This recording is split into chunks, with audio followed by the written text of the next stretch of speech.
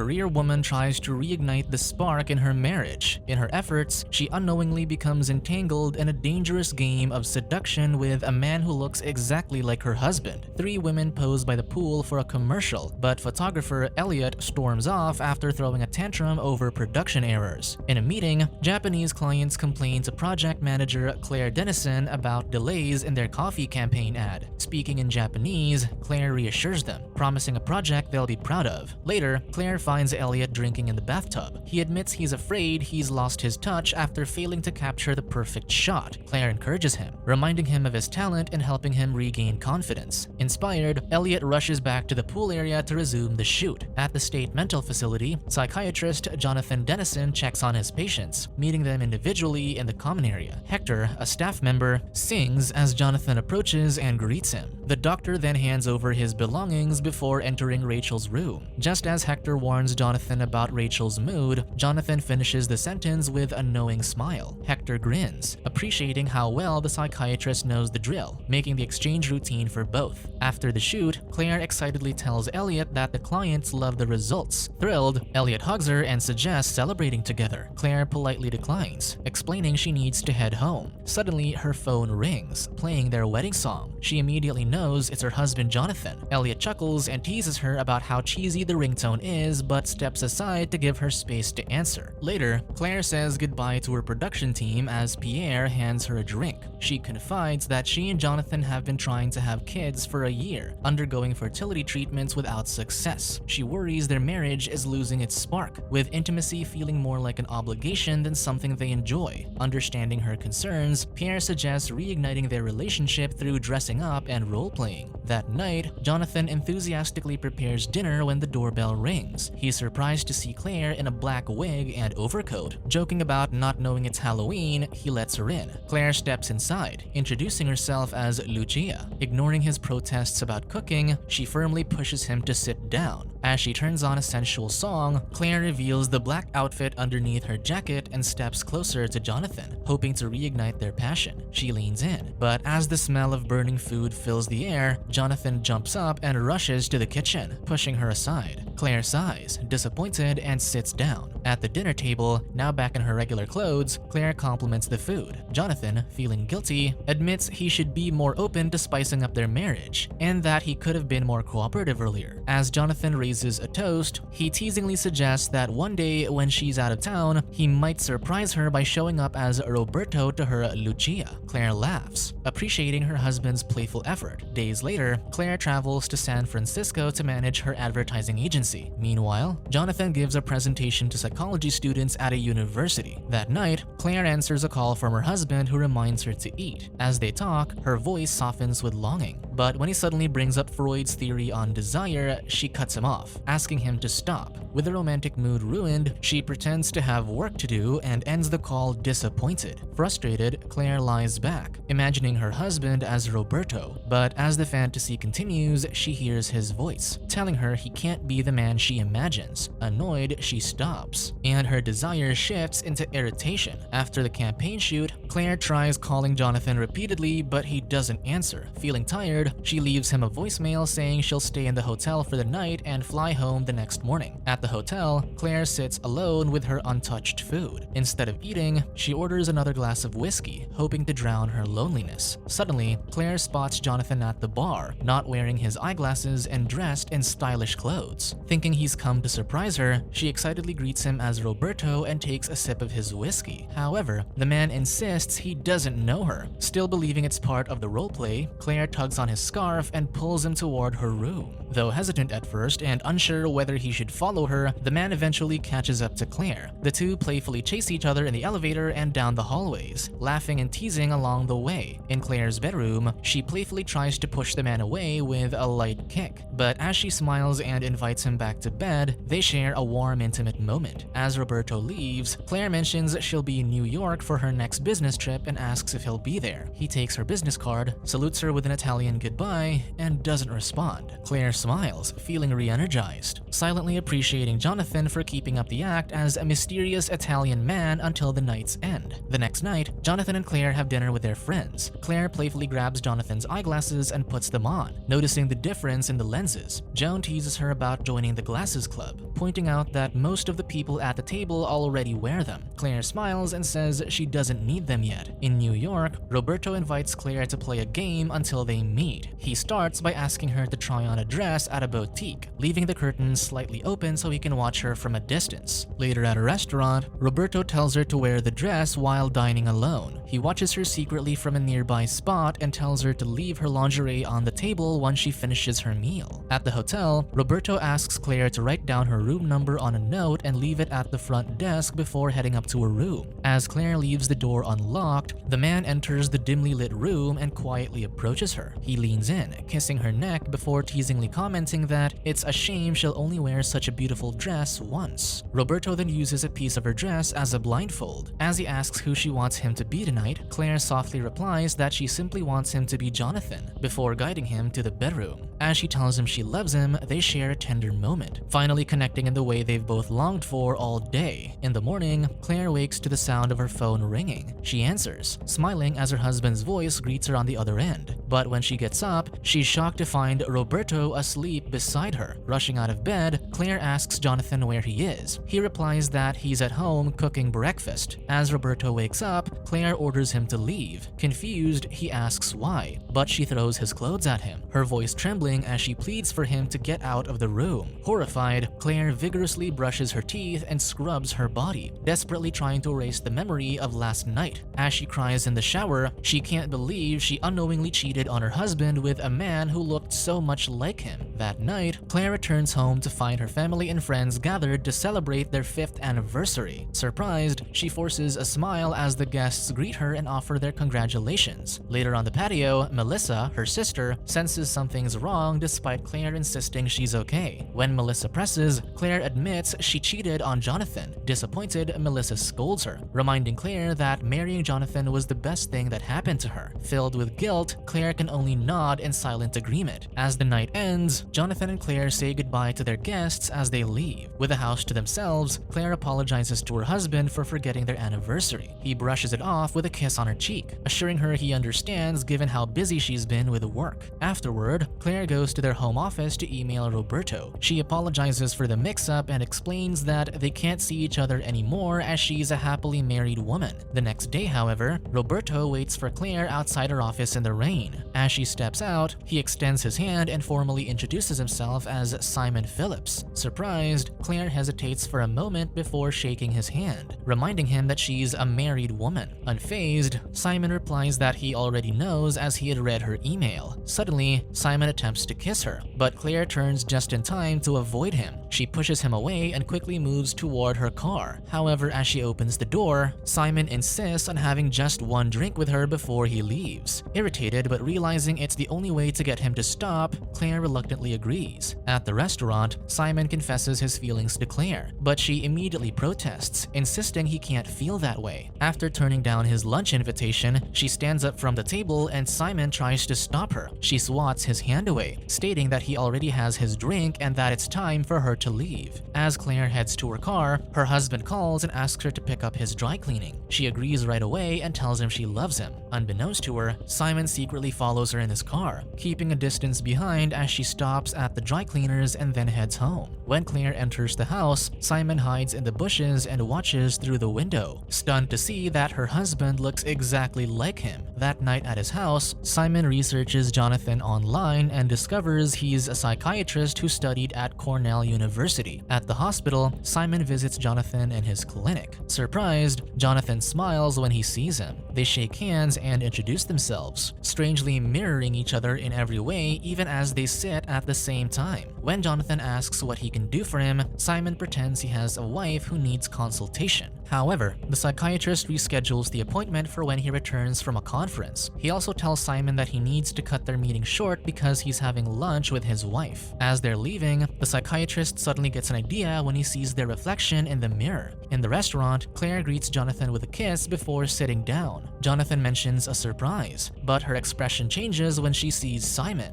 Unaware, her husband excitedly points out their striking resemblance. Simon then sits beside her, shakes her hand, and pretends they've never met. Suddenly, Jonathan gets a phone call and steps outside to answer it. As Claire angrily confronts Simon, he casually remarks that she never mentioned how much he resembled her her husband, sparking his curiosity. He then admits that he can't stop thinking about her. Despite her discomfort, Simon forces Claire to smile as Jonathan watches them from the window. When Jonathan returns to the table, Simon excuses himself. Before leaving, Jonathan hands him his business card and tells him to call anytime. As Simon exits the restaurant, he taunts Claire, revealing his true nature. The following morning, the psychiatrist drives to the airport for his flight to the conference. He parks his car and takes his bags from the trunk. That evening, as Claire picks up her clothes from the dry cleaners, the attendant informs her that her husband has already picked them up earlier. As Claire arrives home, she happily greets Jonathan at the door, thinking his conference was cancelled. To her horror, she finds Simon in the kitchen, cooking and pretending to be her husband. Simon insists they have dinner before he leaves. While he sets the table, Claire secretly grabs a knife and hides it behind her. Despite his insistence that she sit and eat with him, she stays a few feet away, watching him closely as she struggles to hide her nervousness. Claire keeps up her brave front as Simon finishes his meal and cleans the kitchen. Once he leaves, she quickly locks both the front and back door. Worried that Simon may have harmed her husband, she anxiously calls Jonathan, but he doesn't answer. Moments later, the police arrive as Claire reports Simon's illegal entry. However, the officers shift the blame to her, implying that her flirtatious behavior made Simon believe they were more than just friends. Frustrated by their rude attitude, Claire becomes angry. In the end, one officer admits that Simon is a stalker but says they can't arrest him unless he harms her. Meanwhile, as Simon happily returns to his house, he walks past Jonathan, who lies on the floor, hands and legs bound after being tied up by Simon earlier. Feeling victorious, Simon celebrates capturing Jonathan and fooling Claire while sipping wine and spinning in his chair. Afterward, Simon forces Jonathan to speak to his wife on the phone while he's tied to the chair, making him reassure her that he's okay. After mocking their conversation, Simon then attempts to feed him dinner. However, Jonathan spits it out, visibly upset upon hearing that Simon went to his wife. The next day, Simon visits Jonathan's office to learn more about his personality and behavior. He unlocks the psychiatrist's computer and searches through it to delve deeper into his mind. At an optical store, Simon asks an attendant to replace the graded lenses in Jonathan's eyeglasses with clear ones so he can use them himself. Later, in Claire and Jonathan's cabin, Simon imagines Claire asking him to sail with her for the weekend. He mimics Jonathan's voice and declines the invitation. As he walks through the kitchen, Simon redials Claire's number, his frustration growing when she still doesn't answer. Furious, Simon drives to the Dennison's house, leaving desperate voicemails for Claire along the way. At home, Claire trembles as her phone rings non-stop. Overcome with fear of her stalker, she sobs and throws the phone against the wall, shattering it. Suddenly, Claire hears the telephone ring in the kitchen. As she picks it up, Simon knocks at the back door. Without warning, he breaks the glass and unlocks it to enter the house. Terrified, Claire frantically rushes to the front door, desperately trying to unlock it and flee. When she finally opens it, Simon catches up before she can escape. He knocks her down and pushes her roughly against the frame, leaving her dazed and struggling to break free. With no time to recover, Simon drags Claire away from the door and toward the stairs. She stumbles, pleading and trying to fight, but his grip remains tight. As her strength fades, Claire realizes she's trapped in a nightmare, powerless to stop what's happening. At the hospital, the bruised woman undergoes a forensic examination, wherein medical professionals collect evidence following her report to the police. Officers then deploy several units to stand guard outside her house, awaiting Simon's return to arrest him. Moments later, Simon sets Jonathan up to take the fall for his crime. Wearing Simon's clothes, Jonathan wakes up groggy in Simon's car.